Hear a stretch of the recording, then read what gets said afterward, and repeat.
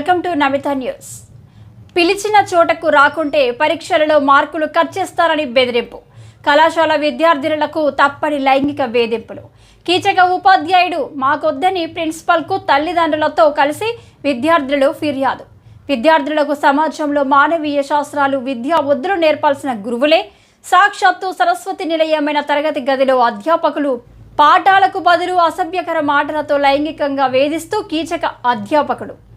తరగతి గదికి ఆ కీచక అధ్యాపకుడు వస్తున్నాడంటే హడలిపోతున్నారు. తల్లిదండ్రులకు చెబితే కళాశాల మాన్పించేస్తారేమో అని కొంతకాలంగా సంయమనం పాటించిన ఆ కీచక అధ్యాపకుడు మాత్రం లైంగిక వేధింపులు మితిమీరిపోవడంతో తల్లులతో చెప్పి బోర్న విలపించడంతో ఆగ్రహించిన తల్లులు పిల్లలతో సహా వెళ్లి ప్రిన్సిపల్కు లిఖితపూర్వకంగా ఫిర్యాదు చేశారు.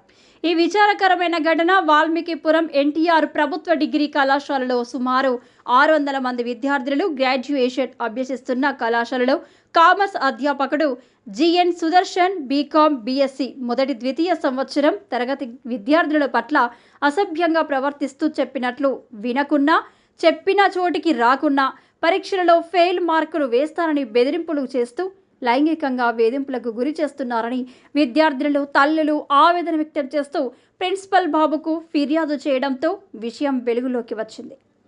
ఫిర్యాదుపై కళాశాలలో విచారణ కమిటీ వేయడం జరిగిందని, పూర్తి నివేదికలతో ఆర్జేడీకి నివేదిస్తామని, వారి ఉత్తర్వులపై తదుపరి చర్యలు ఉంటాయని తెలిపిన ప్రిన్సిపల్ బాబు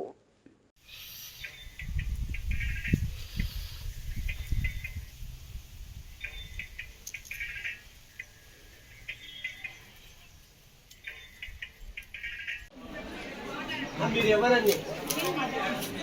అదే మా మదర్ ఆఫ్ సోల్ సార్.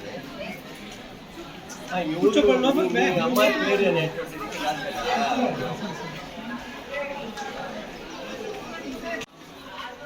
కూర్చోపండి.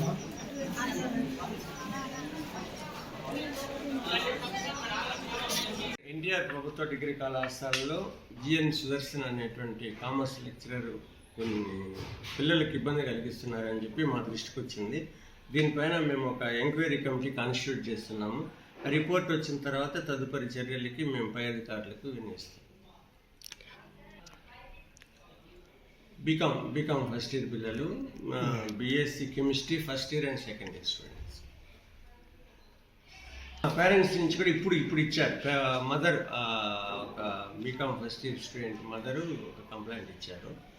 అది కూడా అన్నీ కలిపి మేము ఆల్రెడీ కమిటీ కాన్స్టిట్యూట్ చేసాం. దానిపైన విచారించి తదుపరి చర్యలకు మేము పై అధికారులకు వినియోగిస్తాం చేస్తాం. ఈ కమిటీ వేసి వీళ్ళు రిపోర్ట్ ఇచ్చిన తర్వాత ఈ రిపోర్ట్తో పాటు ఒరిజినల్ కంప్లైంట్ కూడా పంపిస్తాం.